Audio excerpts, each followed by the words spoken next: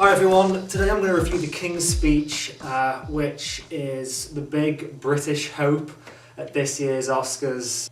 The plot is basically Forrest Gump is the King of England and he can't speak, which is not so good for him because he's, as the king, he's got to go on the radio and give speeches. In 5 years, no one is going to think the King's Speech was any good. And he can't because he talks like a fruitcake. Is that wrong? That's disableist, isn't it? They're going to realise it was crap. And it looks like war is coming up, so he's going to have to give a speech rousing the populace. Fucking boring. Jeffrey Rush is okay, but he just plays the archetypal down-to-earth Australian. It's nothing special. The King's Speech is about a king of the UK called King Johnny the 12th.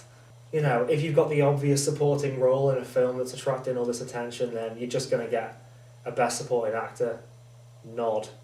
Oh, I can't even be bothered explaining the plot. There's a king who can't speak, an Australian guy played by the guy from Shine comes along and wants to try and help him to speak using his unorthodox methods. Helena Bonham-Carter, is she ever good? Has she ever been good? She just plays posh English women. She doesn't have to play it. That's what she is.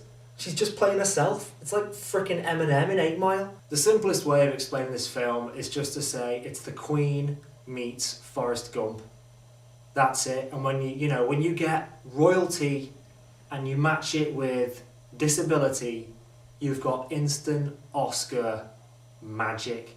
Why are these the British films that get attention in America? It's so clearly Oscar grabbing in its subject matter.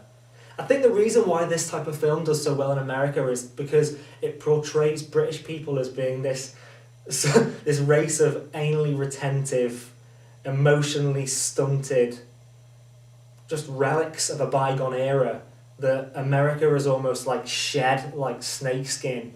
There's no real climax, or the climax is he goes and gives a speech in a padded room, and now Americans can look at this and just think, okay, in this period of history, you've got the empire, you've got it all going for you, but pretty soon it's just all going to collapse around you because you're freaks.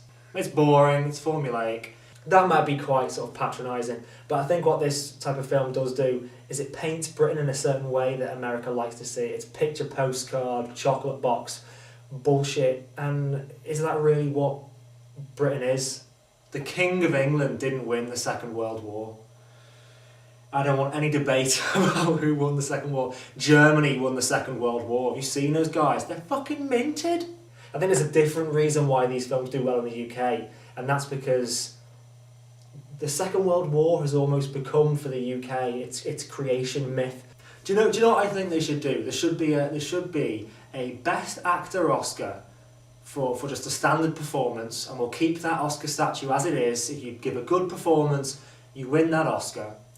But if you give a performance in which you're portraying someone with a disability, then you have to take home an Oscar shaped like Stephen Hawking.